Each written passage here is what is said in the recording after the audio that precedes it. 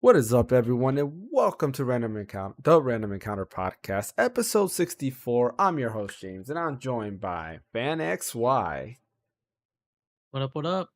Ash couldn't make it today. He's actually out, but he will be back with us next week. But we have a bunch of stuff to talk about this week. Quite a few things happened this week. Not big news, but I think stuff that's still very important.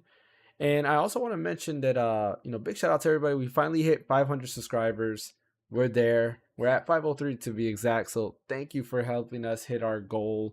And we still got a couple more days left in the month. So definitely, as always, our next goal now is 1,000 subscribers. So sharing the channel, subscribing to the channel does help out a lot. So we can hit that 1,000 subscriber goal, as well as check out our live streams. We do stream twice a week.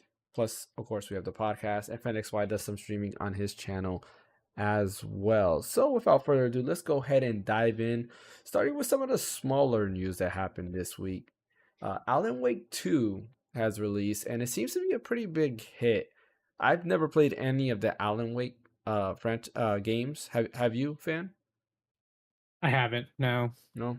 I mean, it looks good Mm-hmm. from what I can see based on the trailers and stuff like that.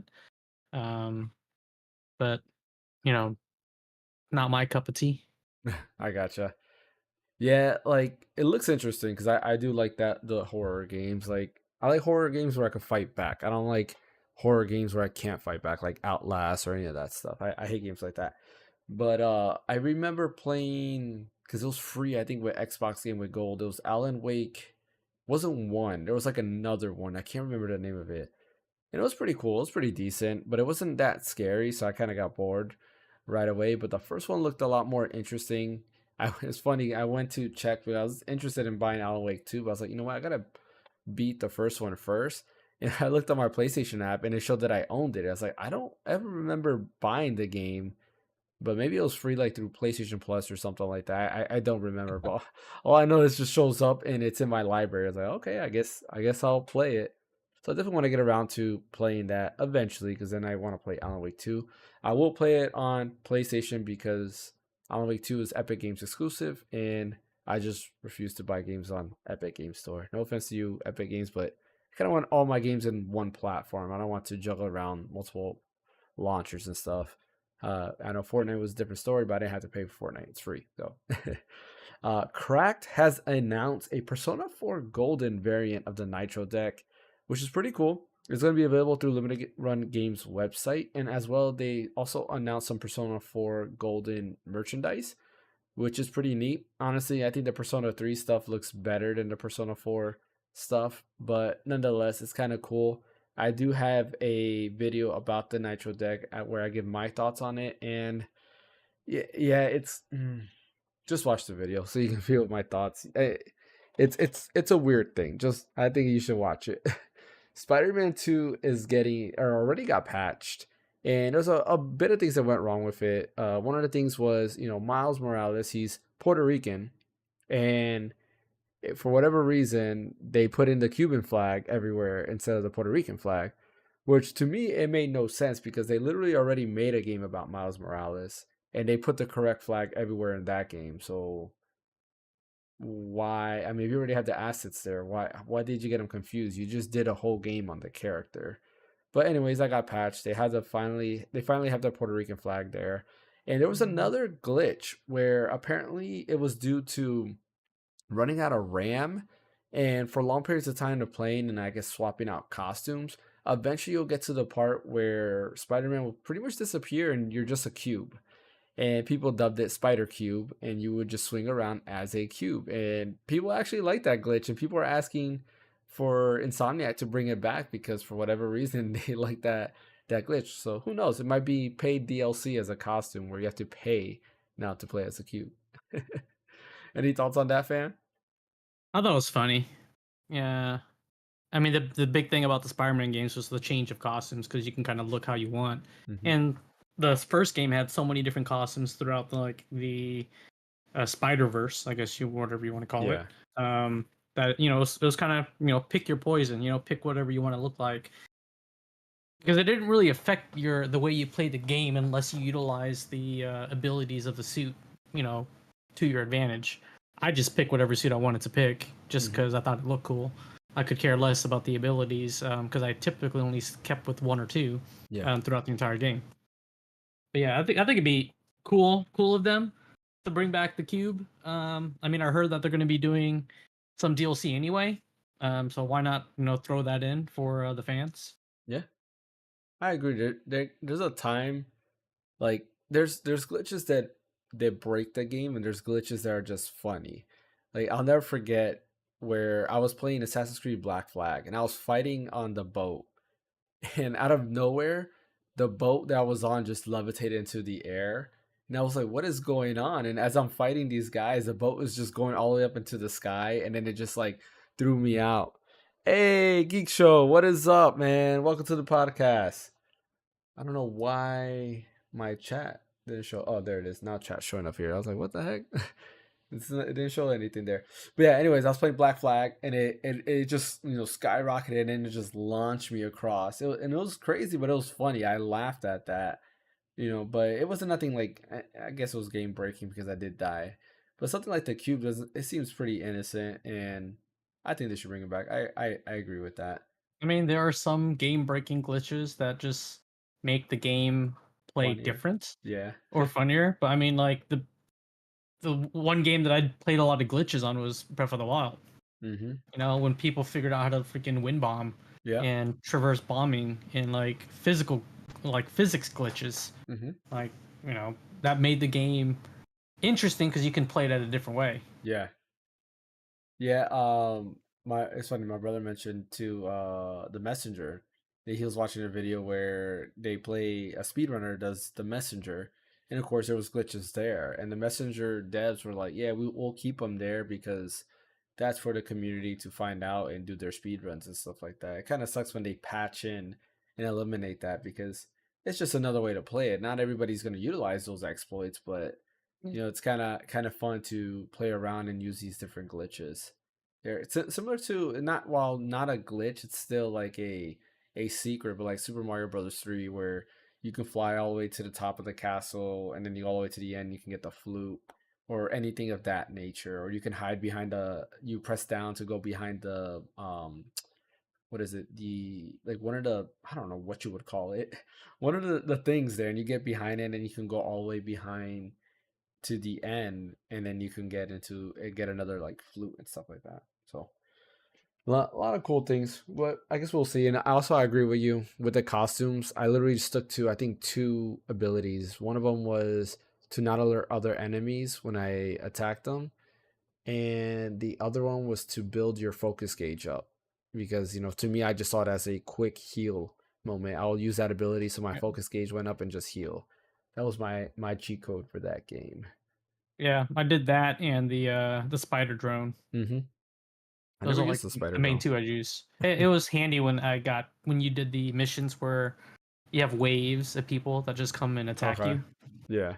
Um, it came in handy because then I'd have like 10, 15 guys coming at me all at once. So Yeah. then I'd launch him, so then he attacks everyone, and I can escape real quick and kind of regroup. All right. But yeah, I mean, yeah, keep the glitches or fix the ones that don't break the game. Yep. Um, and everything else, just leave it alone.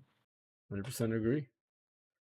Fortnite is going back to chapter 1. So the next big update to Fortnite will bring it back to chapter 1. And I know a lot of people are excited for it. Like I never played Fortnite in the beginning, so I can care less, but I do think it's kind of cool where, I don't know, you kind of go back in time and kind of try to replicate that original experience. I've always liked stuff like that. Think like low rule, right? In A Link Between Worlds, it was kind of cool to revisit, Dark World all over again. And this is kind of like, in my opinion, like it's kind of like a similar experience that you're just going back in time to the original Fortnite and just kind of like, loving that thing. And I think that's nice to give the fans. I haven't played Fortnite in a long time. I think, we both have it. So who knows? Maybe we'll revisit it. Who knows? But they did say that they're keeping the no builds because other people like no builds like us, and I think that's Mhm. cool. So I don't know. Who knows? I might hop back in. Maybe, maybe not. More than likely not. But Capcom announced that they are working on a new version of the RE engine. Basically, they're trying to upgrade it for next gen. The one thing that I was trying to figure out, and I was reading a bunch of like articles, is what they mean by next gen. Are they talking about like current gen, like PS5, or are they trying to next gen it in terms of like PS6? And I couldn't really find a concrete like anybody saying that it's actual like next gen like PS6 or if they mean it's current gen because technically right now it's current gen. Like PS5 is not a next gen console, it is a current gen console. PS4s, even though they are still being sold, they I mean there's not a lot of games coming out for that. Spider-Man 2 is not available on PS4, so we are now in the current gen state. But yeah, RE Engine is an amazing engine. We've seen a bunch of games and its flexibility work perfect. You have like Monster Hunter Rise, how it was able to come out on the Nintendo Switch and ran amazing. And then of course they were able to upscale it for like PS5, Xbox Series consoles, and PC. Of course, you have the Resident Evil games, Village. I believe RE7 was the first game to utilize that engine, if I'm not mistaken. Devil May Cry used that engine. Dragon's Dogma 2 is using that engine, and they did say that Dragon's Dogma is using a modified version of the RE engine that's going to have those extra features that this next gen RE engine is going to have. Which, I mean, honestly, I think Capcom should stay with RE engine. There's people out there that say, hey, make everything Unreal Engine. I'm in the camp of like, no. Diversify our engines. You know, what they say, don't put all your eggs in one basket because it's just better that way. You don't want to give Epic the monopoly on these things. What do you think about that? I mean, it's a good idea. I think what they should do though is like figure out what Unreal is doing well and try and incorporate that into their next version of RE Engine. Mm-hmm. Because a lot of their like ray tracing stuff is crazy on Unreal Engine. A lot of like the like high fidelity of like small detailed in assets and stuff like that Yeah. is really great. I think what they should also do is like make it available to where how people could download Unreal Engine and kind of like play with it like it's a playground. Yeah. If they gave that to the people like, hey, here's RE Engine, the next version, you can kind of do what you want with it and tell us, give us some feedback on what they could do. Because I mean, like people make videos Mm-hmm. in Unreal Engine. Like they make like stuff in it now Yep. just for the heck of it. So why not figure out, why not figure out what Unreal's doing and just capitalize on it? I mean, I'm not saying, make yourself the next Unreal, but take the positives of what they're doing. So then that way you could just add it to what you're already doing. Yeah. No, I agree. It's funny you mentioned videos because I believe wasn't there like an animated movie that was built in on Unreal Engine? I would not be surprised. Yeah. I mean, I watched this YouTube channel called Quarter Digital, Mm-hmm. and one of the guys there, one of the founders, like he uses Unreal Engine a lot, and he uses it to like help like make his videos. They did do an anime video, but they Mm-hmm. did it using AI, Yeah. and they used Unreal to help make some of the scenes and like the backdrops and stuff like that in their videos. So people are using these things creatively outside of what it was designed to use. Yeah. So why not release your RE engine to other people to like, hey, you know, if you use Unreal Engine, great. Here's another tool for you that you could potentially use, and maybe you'll find things that we do better than Unreal that you might want to use. Because I know Unreal is like free to download, but you don't get. I don't think you get everything free. There's like shops and stuff where you could purchase assets that people make Mm-hmm. in Unreal that you could buy. That's something that Capcom could capitalize on. Yeah. It's another revenue stream. Mm-hmm. I agree. I mean, with the way RE Engine works and how it just flows, I think that would be perfect for Capcom to just go ahead and do that. Like, RE Engine seems flawless. It scales very well. Like you have, RE4 and RE Village coming out on iPhone and iPad, so they definitely scale into even different architectures, right? ARM versus x86. So like it's kind of very, diverse, similar to RE Engine. So yeah, why not outsource it? Or not outsource it, but like let others utilize it to make other games, whether it's indie devs or whoever. And it doesn't even have to be games. Like, Like Hmm. we're in the age of like content creation, Yeah. you know? So if you can sell a license for RE Engine, make extra money there, cool, do it. If Hmm. you can create a digital shop where people can create assets for RE Engine that they can sell, great. You know, for all we know, Hmm. Capcom could actually even utilize some of the people that actually use it, Yeah. like the people outside of Capcom, and then that's just talent out there in the world that they could potentially hire Hmm. within themselves to Yep. themselves. I agree. Capcom also announced that they do have a game that will be coming out before March 2024. No really hints at it, but there's been rumors for quite some time that Capcom is working on a new Monster Hunter. And they're kind of going full speed ahead with this new Monster Hunter because Rise is already done with all its DLC. It's already complete now. So yeah, I mean honestly, I could see it being Monster Hunter World 2. A lot of people are wanting a world style game because for whatever reason they didn't like Rise. I personally thought Rise was better than Monster Hunter World, but some people prefer World. I would say the only experience that I like better in the world, kind of, was the multiplayer experience. It was kind of cool to just start a mission and then shoot up a flare and then people can join you. Where in Rise you had to be either single player or multiplayer, and I would like something to be like a mixture or a balance of those two because what was good about Rise is if I wanted to play the single player campaign, I can, and I can actually Hmm. pause the game. Where Monster Hunter World, if I was playing by myself, well, guess what? I couldn't pause the game. And I was really into Monster Hunter World when my youngest son was born. And it got to the point where I was like, I can't play this no more because if he started, crying and I was in the middle of a fight, well, guess what?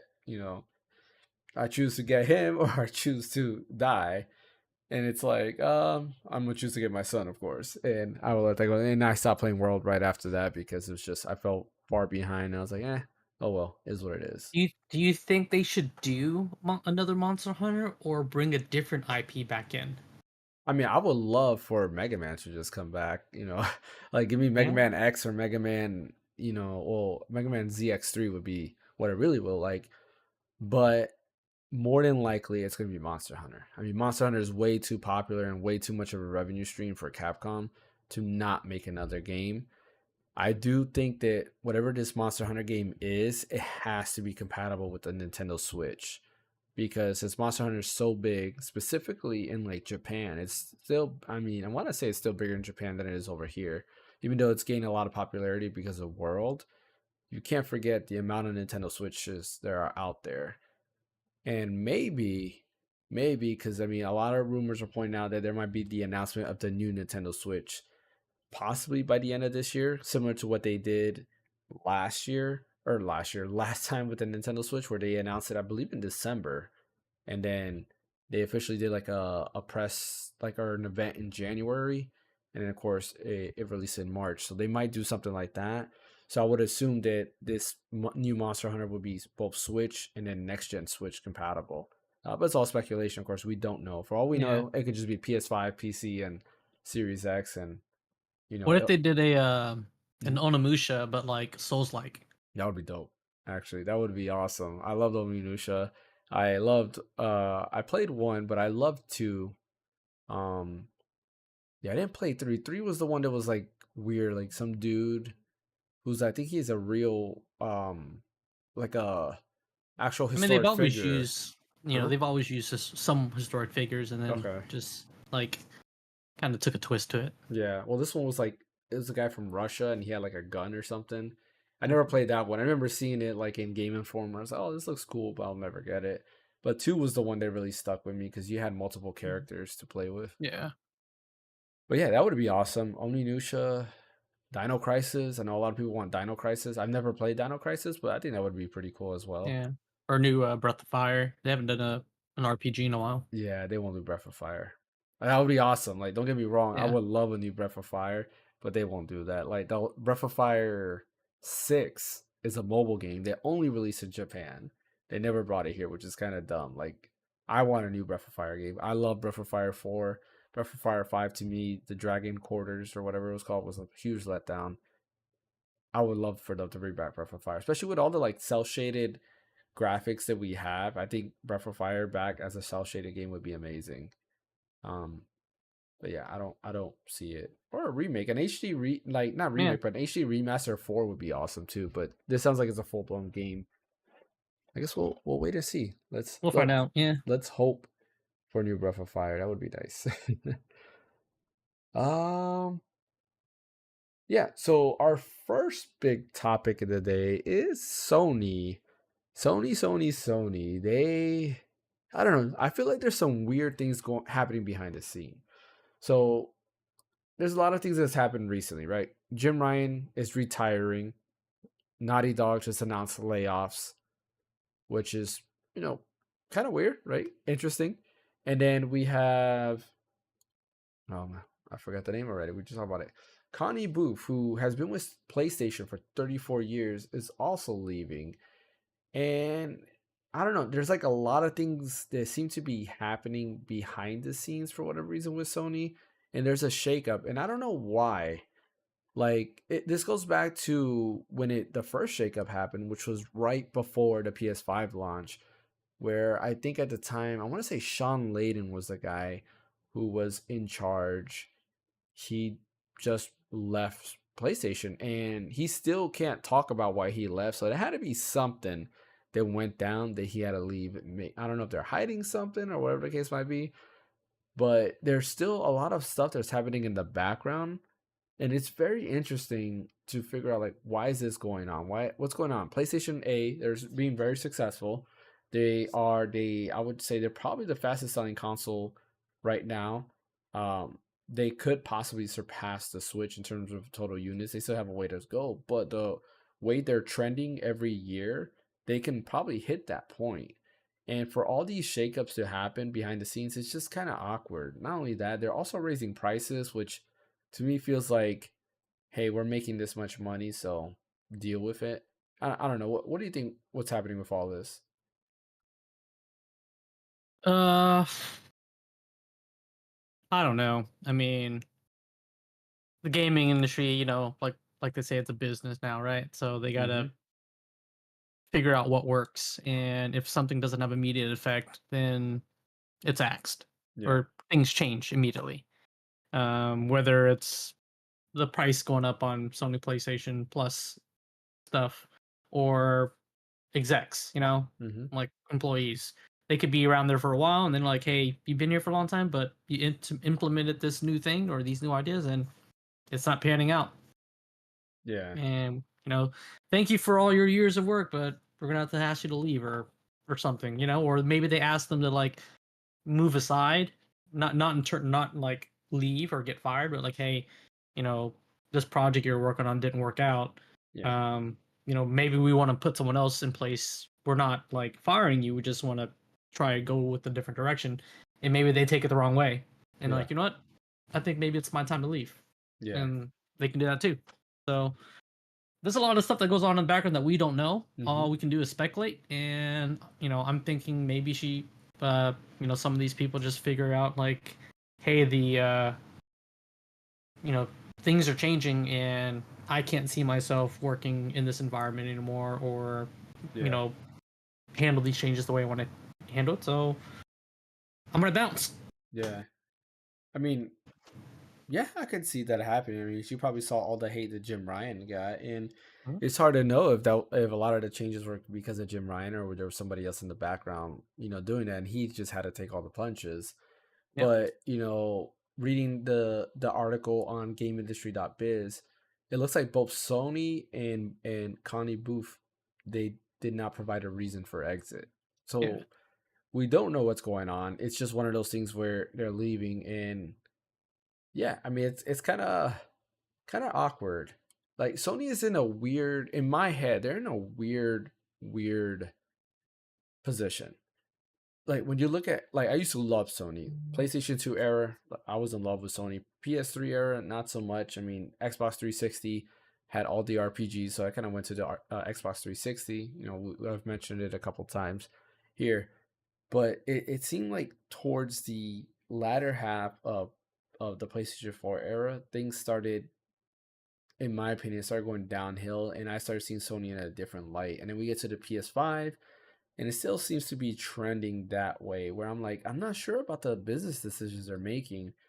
They, like I mentioned earlier, they raised up the price to PlayStation Plus and went from $60 to $80, $100 for extra to $135, and then $120 for premium to $160 for premium. And literally, if you look at the statement from Sony, they're saying that like practically everything else in the world, we have to look at our pricing and we have to adjust to market conditions. And then the thing is, I'm happy to say, unlike a lot of other subscription services out there, we haven't touched the PlayStation Plus pricing for 85% of the world in many years. So this was the first time we did something there. Um, that's not a good excuse, man. Like that's just, to me, it sounds like, hey, everybody else did it, so we can too. Like in my mind, that's the way I'm looking at it. But I don't know. Sony's just they're in a weird position for me personally, and I'm not sure, how I feel about it. I mean, it's all going to come down to, can they justify the price increase, Mm-hmm. right? Like if they leave it as is and make no changes whatsoever, Yeah. then no, obviously. But if they start doing stuff to make it worth the price hike, then I'll be like, okay, I'm fine with that. Yeah. I mean, that's one of the reasons why is like those streaming services like Netflix keeps raising the prices, because they come out with all these shows and movies to justify the price increase. Yeah. Like, hey, we're trying to bring out more stuff to you, and unfortunately, we got to increase the cost so we can pay all these actors and pay all the production costs Yeah. to give you all these movies. Yeah. That's their justification. Yeah, But I which I mean, mean, and some of it makes sense. But sometimes it also does make some people mad, like when Netflix axes a show that was doing decently well, mm-hmm. you know, Yeah, after then like I'd be one like, okay, season. Yeah. yeah, like, So oh, it's a good show. Why'd you get rid of it? Like, but you already just increased the price. You have all this money now yeah. to kind of make another season. So Yeah. I mean, there's some weird stuff back there too sometimes. So I think it's going to come down to whether Sony can justify the price increases for what they're stating. Because again, I mean, technically they're still a little bit cheaper than Xbox Game Pass. Not by Isn't game much, but a little bit. how much is Game Pass for a year? It depends, because when I'm on their website, they do Yeah. not give you an option to pay for a year up front. They Oh. only let you do monthly. Well, what about like if So you go to Best Buy's website or something, does it show you? they only sell 3-month subscription cards. Ah, so they're slick. Yeah. So Xbox does $9.99 a month for the basic Game Pass, Yeah. which lets you do online like multiplayer. You get member deals and a catalog of like games that they allow you to play, right? Yeah. Just kind of like games that go on and off the list to play for the month. And then Game Pass Ultimate, it adds more, right? You Yeah. get more access to more games on day one, online gameplay, but then they also add EA Play membership to it, so you get access to all the EA Play games. But that's $17 a month Yeah. versus $10 a month. So, I mean, Sony's like middle PlayStation Plus is $130, so it's the same price as Game Pass Core, but then their PS Plus, was it Ultra or Premium? Yeah, Premium, Premium. yeah. Yeah, Premium is still cheaper than Game Pass Ultimate. Yeah. Yeah, you're right. I don't know. For some reason, I thought it was more expensive, but yeah, because 3 months is $50. So if let's say, you times that by four, you're at 200, right? Yeah, Yeah. No, yeah, times that by four, yeah, you're at $200. So yeah, it's still $40 cheaper than Game Pass. Yeah, in my personal opinion, I think PlayStation Premium is actually has a better lineup for me personally. yeah, Like, because I'm still playing some of the old PS1 games. yep, PS1. There's still a lot of games that are just on there in general. Like I just went to Miles Morales. Like I personally haven't played. I know a lot of people have, but I haven't. But they just added every Star Ocean game except for the second story coming out, so you can play literally every Yeah, Star Ocean game on there. So they have a really nice lineup. They have every Dragon Quest game on there, and yes, I know Xbox had it for a little bit of time, but they have Builders 1, Builders yeah. 2, Dragon Quest 11, Heroes, Heroes 2.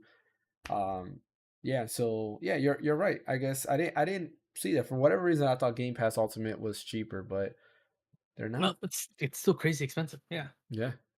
So I So, mean, like the only online subscription that's mhm, still cheaper than all three of them is Nintendo, yeah, and theirs is $50 a month or $50 for the year. Sorry, yeah, $50 for the year, and that's including the expansion pass. mhm. Which is I like the expansion pass. I think it's not a bad Yeah, deal. that's what I have. I like the expansion pass too. Yeah, Um, but we'll see how that goes because for all we know, Nintendo's probably gonna jack up the price on there once they start adding on other stuff. Maybe they'll do yep. a freaking GameCube Virtual Console on That would be awesome. Nintendo Switch Online, which That would be a would dream. I would love would be that. cool. But in all honesty, Nintendo will probably make more money remastering those games, Oh yeah, for sure. making yeah, I mean, because people will buy them again. Like, I I would. mean, freaking, I bought Metroid Prime, Yeah, remaster on the Switch when I already had on the played it on the GameCube. So yeah, I can see that. I mean, honestly, we had if you look at it, Metro Prime got remastered. We have Thousand Year Door coming out. yeah. I would And then love. I've said this plenty of Super Mario times. RPG. Yeah, also Mario RPG Super Nintendo. But yeah, that's Yeah, being but remastered. yeah, that's Uh, remastered. Batten Kaitos was on the GameCube, and that got freaking an Later, geek. HD. You take care, man. I was watching some of your video where you were on somebody else's podcast, man. You got I forgot what it is, the GWO, and you had the Hulk Hogan like get up. Yeah, that's funny. I was there when he was talking about it. I was like, what? Like, and oh no, he was. I was watching some of his one of his past streams. He was talking about it. But yeah, yeah, you got that. I mean Mario Kart Double Dash because they've done nothing like Double Dash. That would be a nice remake there. Uh, I mean that or or remaster I rather. don't. Yeah, I don't know if they'll do a remaster. It'd be crazy if what they did was like, hey, with Mario Kart 8 Deluxe, we're gonna add a double dash mode. That'd be cool. Keep it going. Yeah. Yeah, they're just gonna because I mean the 8 is basically an infinite signal, a symbol, right? Yep. An 8 is an infinite symbol, Yeah. so all they have to do is just keep Keep adding going. on to it, and Yep. it'll just keep going on forever. That is true. That's what I did a video on that of, is Mario Kart 8 secretly Mario Kart Infinite?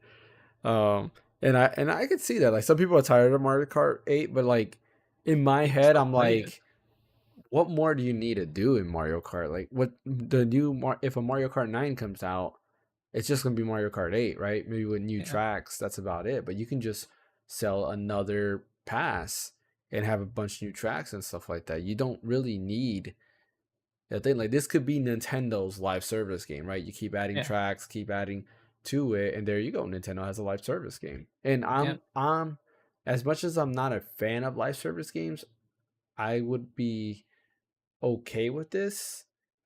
It's a little bit like of both sides, right? Like, I would be okay with this right now, but then when you think about the video game preservation side of things, it's like, oh great, all this is DLC, so basically none of it's on the cartridge. So if you never have internet, you're kind of screwed. But we have friends who know how to make things work. I mean, yeah. I after all, mean, we're playing a game on the group stream that right now would probably be impossible to play the way we do it. So, yeah. I mean, I told you how I got a Wii U, right? And hmm I homebrewed it. There's a channel on there where you can actually play Mario Kart 8 on the homebrew, but it has custom like modded maps, oh, that's kind of cool. and it's online too. So you're playing with other people. Yeah, that's pretty dope. So I mean, even if Mario Kart 8 Deluxe goes away, I'm sure those people will figure out a way of keeping those tracks around and you know keep it going. Yeah. People are smart, you know. But anyways, yeah, I guess we'll have to see what happens with PlayStation. Because like I said, a lot of things are happening with them, and it's got me wondering. Till then, I hate to say it, but I'm still gonna give them money because I'm buying a PlayStation Portal. Um, I'm probably gonna get the Slim because now my two oldest kids are fighting over playing Spider-Man and stuff like that. So it's like, well, maybe I'll get a Slim so I have more Don't, space man. here. So I have Just more get the space here disc and just build version. that. Well, yeah, the Slim with the disc version because it's Okay. yeah, that would I be thought the you meant cheaper like amount. Okay, I thought you were gonna go like Slim Digital. I'm Oh like, don't get nah. the Slim Digital. No, especially at Yeah, $50 cheaper, like there's no point. Like I just go with the disc yeah, version. yeah. So I can do that and get the disc version, and then it'll also give me more space here because the PS5 does take up a lot of room here. But then I have to buy the freaking vertical stand. Like I just lay it on this its side. It's fine. I can. Well, that or see if it actually well no, it'll still take up space because we're in my space that I have here, it's Hmm. like my PS5 is here and then my Nintendo Switch dock is right here. So Oh, I okay. don't have space. You know anyone that has a 3D printer? I do know somebody who has a 3D Yeah, printer. have them 3D print you a A stand, vertical stand? stand. Yeah, I should do that. That's true. Yeah, yeah. I should do There you that. go, man. Don't It's spend either 30 bucks that on a vertical stand. it's either that or I'm gonna see because I don't believe the desk that I'm using can have a VESA mount. But if I can get a VESA mount, it would free up so much space because my monitors here don't have, they have the little stand on the desk. What kind of desk do you have? It's some desk from IKEA. I don't remember the name of it, but it has drawers in them. Hmm. And typically I know the VESA mounts, like I from what I've measured, the little clamp won't go over the back So of it. Hmm. when you buy those VESA mounts, the arm mounts for like monitors, they give Yeah. you the option of either doing a clamp or you can just drill through the desk and it goes through it, and then it has a clamp screw on clamp underneath. So your whole bar would go through the desk. It wouldn't clamp on the Ah, outside. okay. Hmm. So you could do either. They give you both options when you buy Okay. those arms. Hmm. I might have to look at it and see. Yeah, because some desks have the holes already pre-drilled. Yeah. Yeah, I always thought that they were for like cable management, which technically they probably are. But I Yeah. think they could also even fit a bar for a monitor arm. So this does have that. Actually, no, I'm pretty sure it's for cable measure. I don't know. I have to look under it and Yeah, see because but there's like a yeah, you little can just compartment in the back that you can yeah, open up, and it's made. It looks like it's made to hide the yeah. wires because they looks like they run through I'm pretty there. sure it is, but Hmm. like I'm sure some of those monitor arms, like they would probably fit in that hole because they have two pieces, right? One that goes over the amount of the hole, Yeah. and a screw that goes underneath, so it like screws in. Hmm. So, I have to look into that. Moving but on to my our desk is from IKEA too. So, yeah. Moving on to our next topic. Xbox had a partner showcase and they show off quite a few things. And honestly, I think Xbox has learned how to do a showcase. Like this for me seems to be though in terms of like maybe not all the content they showed was for me, but I think the way the showcase was presented, I think this is the way to go. And starting off with like the first thing that they announced, they showed off some of Like a Dragon Infinite Wealth, and they have a what I like to call a Dragon Quest Builders mode. People are comparing it to Animal Crossing. Go ahead and compare it to Animal Crossing, but it's definitely a lot closer to Dragon Quest Builder, where you're on an island similar to Animal Crossing, and you kind of create a town, and you get townspeople to join in, and they come in. And that part is more like Dragon Quest Builders because as you build your town, people join and come into your town. And then, of course, you continue building and building, but you can also fight, and you get into fights, and the combat's played similar like Dragon Quest Builders, where you have a bat and you start hitting, enemies that are probably bullying you, like your townspeople and stuff like that. It's pretty neat. They call it. Let me see. What was it called? Um, there's a specific name. It doesn't have it here. I think it's called Dondoko Island. That's what it's called. And it's just a mini game within Infinite Wealth. I thought this was actually like a separate game or some type of like I don't know different game mode, but no, it's just a mini game in Infinite Wealth, and it looks cool. Like honestly, the Like a Dragon games have some of the best mini games. Like the arcade system is great. A lot of the other stuff is great. And just adding this just seems so much cooler, and I'm very excited for it. I still have to play Like a Dragon, Yakuza 7 Like a Dragon. And I don't know, it's pretty dope. The next thing they show, or actually before I get into that, did you take a look at that at all, fan? I did watch a showcase. Hmm.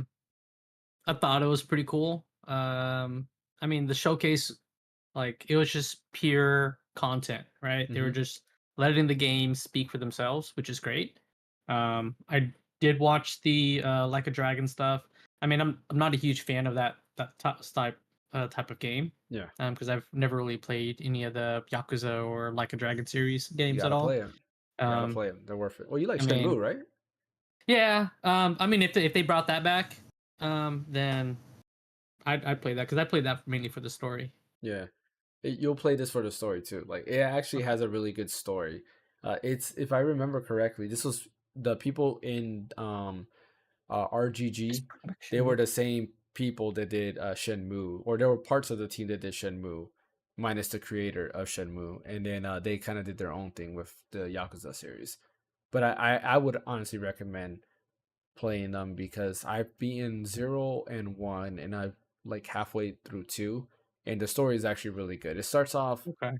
It starts off serious, and then like the comedy moments kind of lighten the mood, but then it gets back serious, and it's wacky. Judgment's another good one, which is set in the same universe, and that one's kind of funny because it has like cameos of not cameos, but it has callbacks to other games, right? Like Okay. if Yakuza 7 Like a Dragon has a lot of Dragon Quest callbacks, this has um what's it called, Phoenix Wright Ace Attorney callbacks, because there's literally a Okay. scene where he says objection and he looks exactly like Phoenix Wright, which is funny. There's actually, now Yeah, the that I game mentioned the, it, there's a lot the of game Dragon Quest callbacks in Yakuza games. the game reminds me of Kung Fu Hustle. It's just pretty much what it reminds me Kung of. Fu Hustle. That's one of my wife's favorite movies.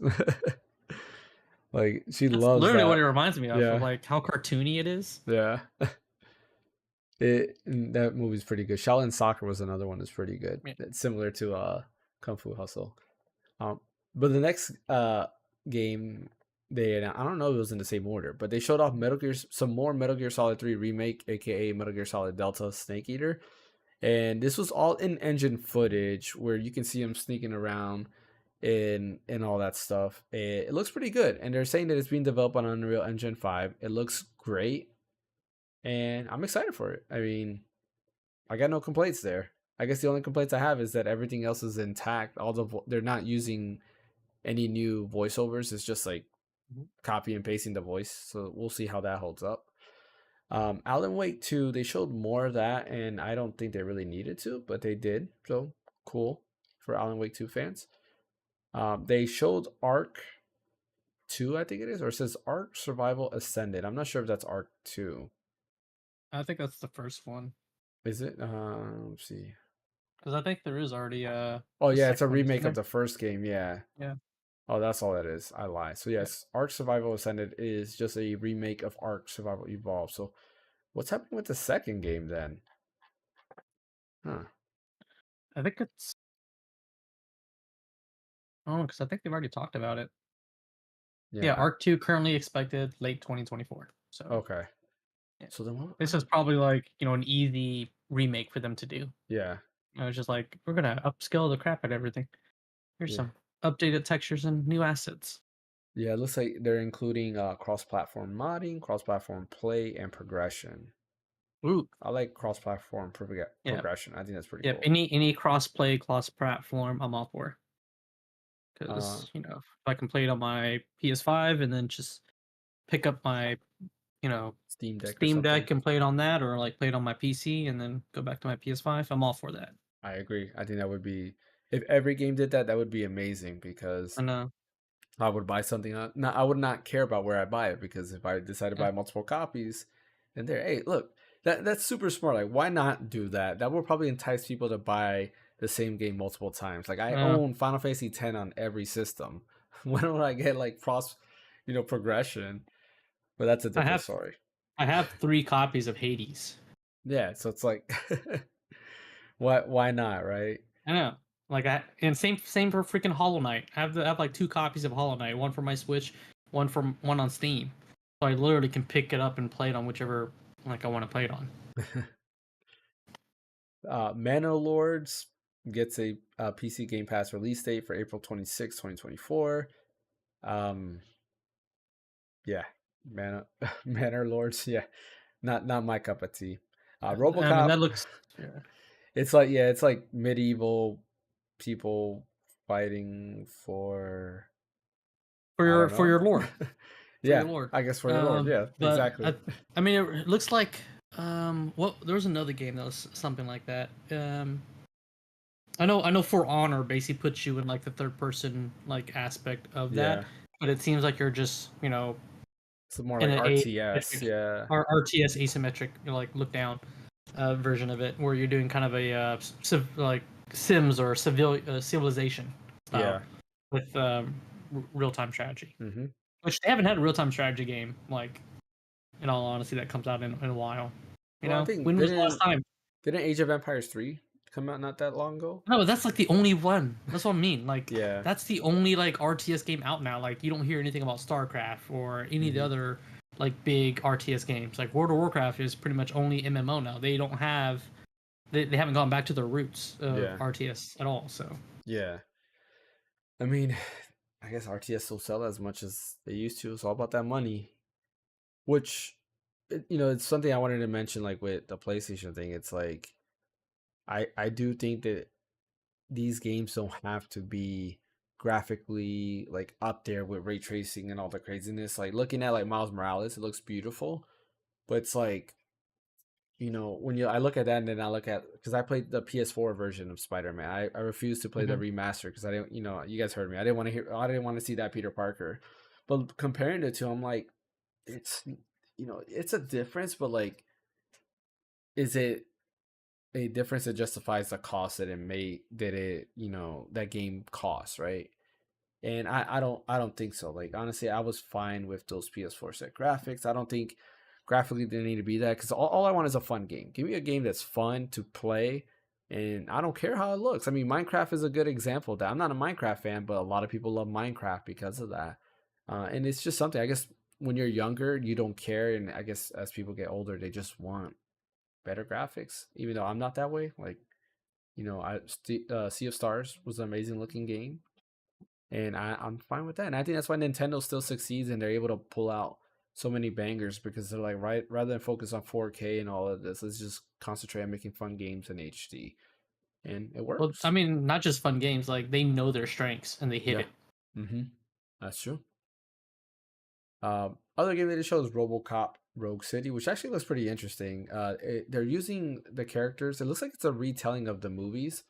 They had the same characters as the movie, but I couldn't tell. It looks like timeline is more modernized, so it's not that 90s or 80s. What was it, 80s? Like aesthetic. It's more like even though RoboCop's supposed to be more futuristic, right? But like it looks like more modern set, like more, I guess, I don't know what to say. I guess down to earth. I don't know what's the right term for that. But still looks pretty cool. I'm actually been keeping an eye on it. I know there's a demo that you can play already on Steam. And yeah, looks pretty dope. And It it's it'd be cool if they let you do different skins, right? Because they did the remake of RoboCop the movie. Like yeah. they had a new movie out, Yeah. so it'd be cool if they actually let you reskin RoboCop to the The, updated the newer movie update. if you wanted to. Yeah. I did watch that movie because the actor there, I forgot his name. I think it's Joel Kinnaman. Yeah, because we had just watched like The Killing, who he was in, and then he went and did this movie. So we're like, oh, let's watch this because he did a good job in The Killing. But yeah, anyway, that's another story. Still I Wakes the mean, Deep. Yeah, go ahead. I find it interesting. The movie was fine, you know, Yeah. the new one. So I'm like, Hmm. it'd be cool just to it'd be a nice throwback, you know. I Um, I agree. It's so kind of like just in Spider-Man, right? You have yeah, all the Spider-Man suits. You can have like the Tobey Maguire Spider-Man suit, the Amazing Spider-Man suit, or Tom Holland Spider-Man, yeah. Andrew Garfield Spider-Man. Yeah, that's I agree. That would be pretty cool. Still Wakes the Deep showed a gameplay trailer, which I still don't understand the game. Every time I see it, I think it's near, because in the beginning you're fighting in like a what looks like a oil rig type thing, but then it's not near. It's this other game. It's like a horror. I don't know what it is. It's like a horror. I don't know if it has action in it. I don't remember. I can't remember. I watched the showcase. I definitely don't remember what I saw there. Do you remember what Still Wakes the Deep looked like? Uh, when I first started seeing it, like when it Mm-hmm. was playing, I'm like, I didn't know exactly what it was, because I thought I'm like, are they showing like a first person of like Alan Wake, but just like the Mm-hmm. first Alan Wake, not the Alan Wake 2, but the first one, um, but just like from a first person point of view, and then it just like it looked kind of like a horror survival type game, but Yeah, it didn't really explain a lot. yeah, yeah, exactly. And that was the kind of thing like I don't understand it. Like, is there action? Is there not? Because I don't remember seeing action, but I don't know. We'll have to wait and see whenever that comes out. Because I don't think there's a release date on that yet. Um, Dungeons of Hinterberg. They showed off some gameplay in there, and they showed off like a social sim aspect to it. That comes out in 2024. It looks like it's like an action adventure game. And I believe it had RPG elements, and then there's like a social side of things where, depending on the character you socialize with, it'll boost some of your stats and stuff like that. Spirit of the North 2 was also announced. That I think was Mhm. Akaro was the one that I actually thought that gave me the most impact for the showcase. What was it?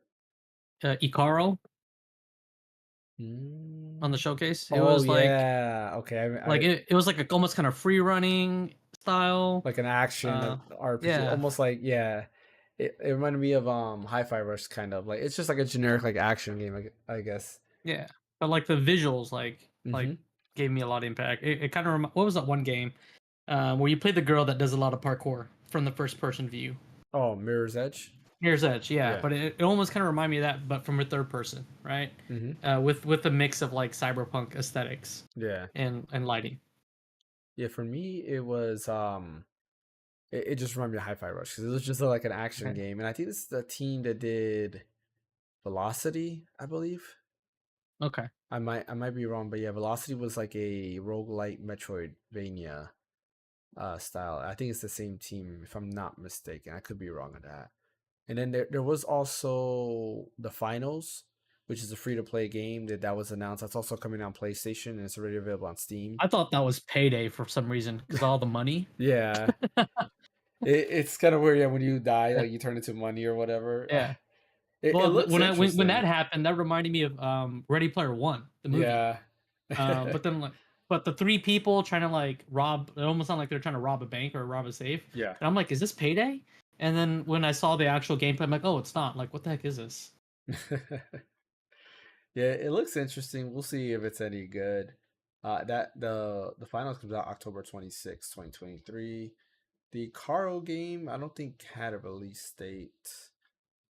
And then Spirit of the North 2 doesn't have a release date either. So yeah, overall, like what did you give the showcase? I thought it was a good direction. They need to keep this Yeah. flow going forward in terms of a good showcase. I'd give it a solid B. Mm-hmm. Because it was, I mean, it wasn't a super long Yeah. showcase, right? It only had like a handful of games here and there, Mm-hmm. but I think it did well. Yeah, I agree. I think, like I said, I think that's the perfect direction. Everything had gameplay.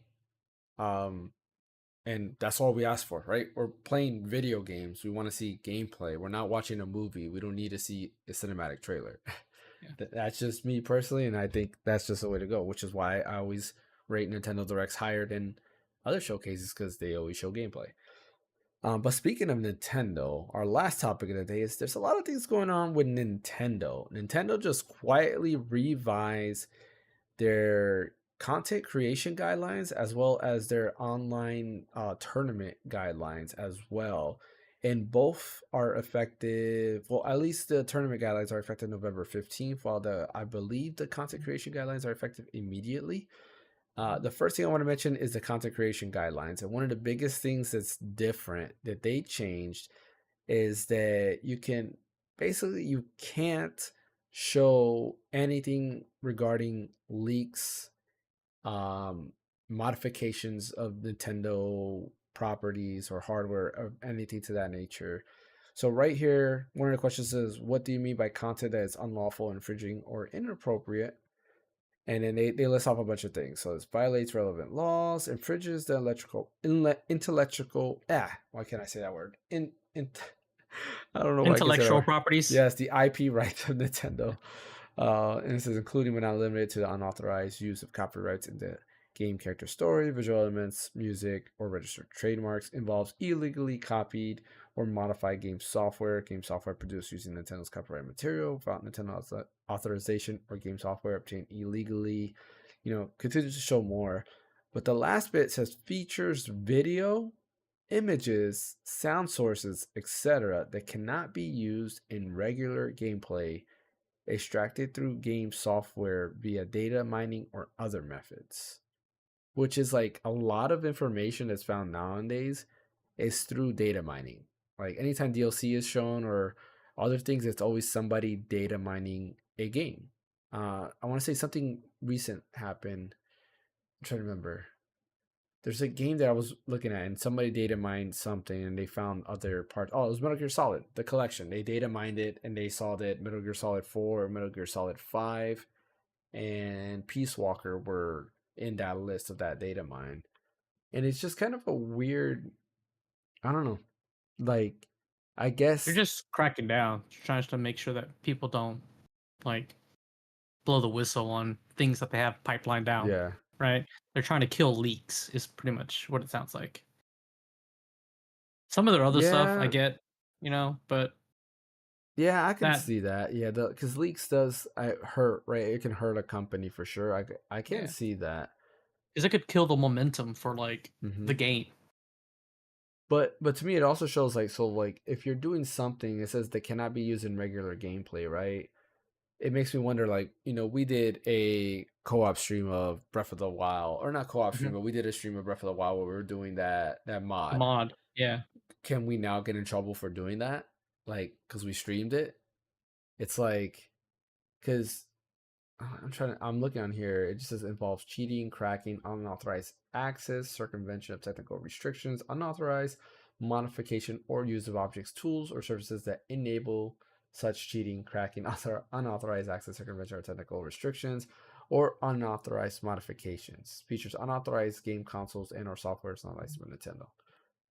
Like, that's pretty much what we did, kind of. yeah, kind of.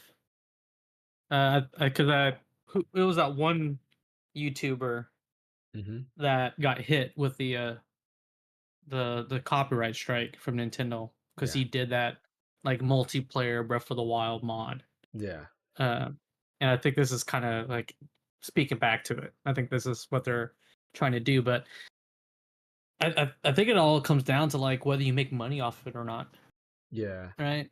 Because the when we did the stream for the mod, it wasn't we weren't really like we're not monetized, right? So Yeah. technically we're not really making money. It's just for the fun of it. Yeah. So a small time streamer probably won't really get the impact hit on it.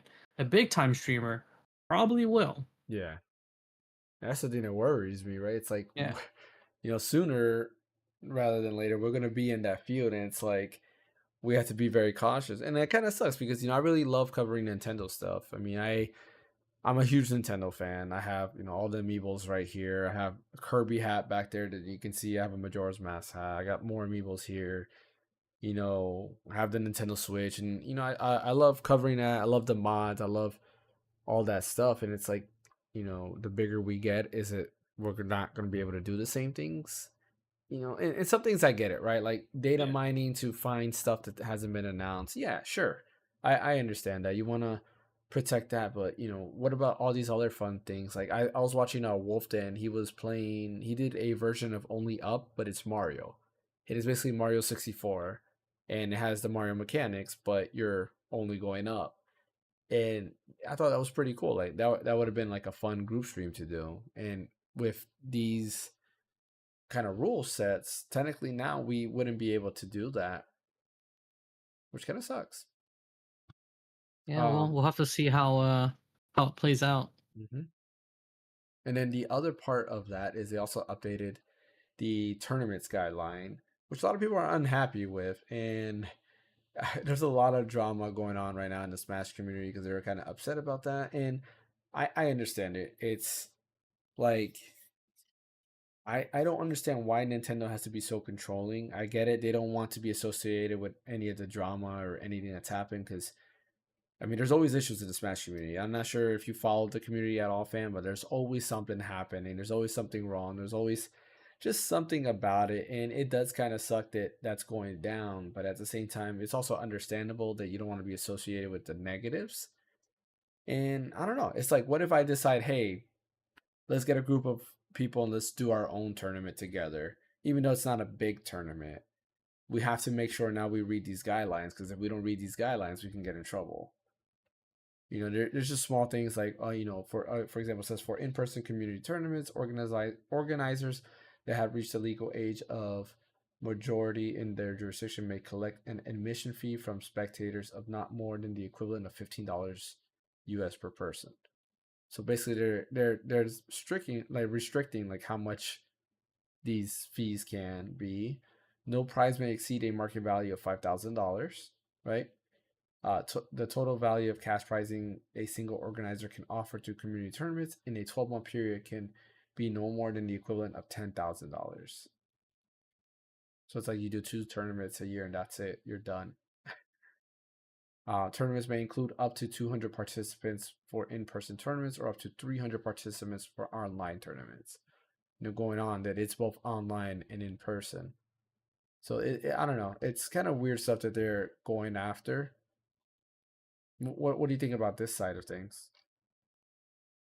I mean, I think Nintendo's trying to like make it to where people can't make money off of their IP. I mean, that's what basically these rules sound like, right? Is that they're not affiliated with Nintendo, but you're still making money off of Nintendo stuff.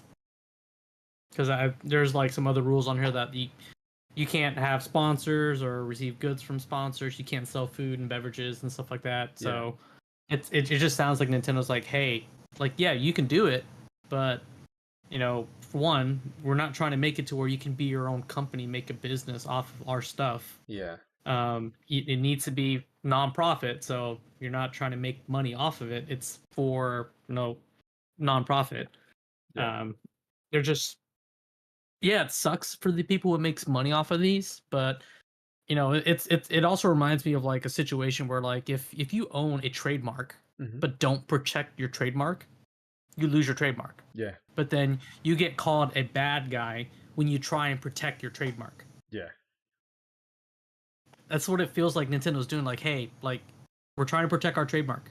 Smash is ours. These people have been running Smash tournaments without, our stamp of approval, and doing whatever they want with it. I agree. No, I 100% agree, because your trademark is precious, right? And I think everything along that's what it does. That's what they're trying to do, and it's understandable. But it's like I'm trying to play both sides, right, and try to gain understanding too. Like on the creative side of things, it's also more restricting. Again, let's just say one day, hey, when we get 10,000 subscribers, hey, let's host a Smash tournament so we can all play together. Well, now we're kind of limited to that. I mean, technically we could as long as we follow these guidelines. I mean, yeah, that's true. The prize pool, for a small community of streamers is fine. Like $5,000, cool. Yeah. The most you can get is $10,000. I know we won't be giving out $5,000, but like, for if you and me decided to sponsor a tournament throughout the year, we just have to like, okay, $10,000 is the max we could have winners make in this whole year, right? So what we could do is we could just divvy it up over the course of, several months. We could do like a bi-quarterly tournament. Yeah. Or a quarterly tournament. So the max prize is $2,500 each tournament. Yeah. You hit your 10,000 mark. Yeah. That's true. That's true. I see what you're getting at. Yeah. I mean, yes, it sucks for the people who are in this like Smash tournaments right now, like that are doing it. But it's the people that it's really hurting are the people that run the tournaments. Yeah. Right. The people that actually play in the tournaments, they don't live off of the prize money from Smash tournaments. They play in other tournaments too. Yeah. Nope. It's the people that the organizations that run these tournaments that are actually getting hit by it the most. Yeah. That's true. That's true. When you really look at that is the fact. Yeah, there are companies that, make money off of these tournaments, and you're right. That's 100% correct. Those are the people that are going to be hurt for sure. It's a good perspective. Good perspective. But that is all that we have for today. Anything you want to add to today, fan? Anything that you're playing? Anything that was interesting this week? that you saw? No, not really. I Hmm. mean, I'm I probably would check out that game, the final. Yeah. It'd be. It sounds like an interesting, like, multiplayer game to try out. Hmm. It never hurts to try something new. Hmm. Yeah. For me, I do want to add. I was actually going to mention this in the beginning. I did beat Spider-Man finally after owning Oh, it since launch. I beat the first Spider-Man. I am on to now Miles Morales. And playing that. And it's funny, I was playing it through remote play. And then I entered a part of remote play where you have to open the friendly neighborhood app or whatever it is, and you have to swipe left on the trackpad. Well, Chiaki by default doesn't have a way to swipe left on the trackpad, and I have no clue how to enable that. So I have to research that. I'm probably going to do that later on today, if not tomorrow, mm. to figure out how to enable that on the Steam Deck to be able to do that. Because I was like, I got to that part and I spent maybe 15 minutes trying to figure it out. I was like, you know what? I'm shutting you down. Like that's it. And I just shut off the game, and that's where I'm stuck at. Like I can't get Sounds like past this this part. PlayStation Portal can't come out quicker enough for you, right? Yeah, exactly. When that happened, I was like, I really wish I had the PlayStation Portal. I might just stop and just wait for the PlayStation Portal. I mean, we only have what 2 weeks, about 2 weeks before it comes Yeah, out, so it kind of makes and I sense. mean it's not too expensive. What, $200, right? Yeah, $200 should be arriving Wednesday, so I'm kind of excited to play it, test it out, give my thoughts, and see if it's really worth it. If it's better, or if it's just I don't know, useless. We'll find out. Yeah. We'll find out. But yeah, they did that, and I also watched the Five Nights at Freddy's movie with my son and my Is wife. that on one of the streaming services already? Is it It's on on like Paramount Peacock. or something? Peacock. Peacock, Okay. yeah. All right. And yeah, it's actually I don't know anything about the lore, so to me it was like whatever, but it's pretty decent. It's interesting. It's not really scary, but I think like for people who grew up with it, they probably enjoy it because from what my son was telling me, it has a lot of the lore correct. But it's a PG-13 movie, so it's like, it wasn't that scary, but it was interesting nonetheless. Like I watched it, saw it, I was like, okay, I it's I not don't think bad. it, I don't think it can beat Willy's Wonderland. What's that? Willy's Wonderland? So if you like that movie, Five Nights at Freddy, Yeah. Willy's Wonderland came out before that movie did. It came out in 2021. It has Nicolas Cage in it. He has 0 lines in the entire movie. Like he doesn't talk at all? He doesn't talk at all. No lines whatsoever. And it's a very similar premise. Hmm. He gets hired to be, a cleaner or night guard, whatever, of this kid's play place that has animatronics. Mm-hmm. Animatronics come to life and try and kill him, and he takes them down one by one. Interesting. I might Yeah, have to watch that. it's a lot funnier than anything. It's it's good. I enjoyed it a lot. Because I mean I'm pretty sure Five Nights at Freddy was, even though it's PG-13, they kind of went more into like a serious, try and do scary and Yeah. had some maybe funny moments here and there. Yeah. This whole movie was just funny. Hmm. Yeah, I might have to look into that and see. I mean, but yeah, like I said, it wasn't that bad. I mean, I'll give it a solid like I don't know 7, right? It's not Okay. scary. So if you're looking You to have jump scares, it's not scary at all. C plus, yeah, Yeah, something like that. yeah, it's not. Yeah, it's not scary. It's interesting, if anything. But I think if you're a fan of it, you might like it. My kids liked it, so this was like technically their first horror movie because I don't watch horror movies, but my two oldest are getting older, so I was like, why don't we watch this with them? So we're there with them, and we can see how they react and stuff like that. All right, cool. Yeah. Awesome. But that is all that we have for the podcast today. Appreciate everybody that joined us today and as well as everybody watching after the fact. As always, don't forget to like and subscribe. We are sitting at 504 subscribers. We did get a subscriber during the podcast. I did not get any ding or anything about that, but thank you for subscribing. I do not know why my notifications are not happening. I do got to figure out why that's doing that. But as always, yeah, don't forget like and subscribe. Our next goal is 1,000 subscribers. I know we can do this in 2 days. No, I'm just kidding. Let's try to get there. We're less than halfway, so super excited. I appreciate everybody who's helped out watch, support the channel and all that good stuff. Don't forget to check out Phaneckswhy's channel, watch the streams. We do the group stream every Thursday. And Friday is typically my solo stream. I might not have a solo stream this Friday. I might do it this Wednesday instead.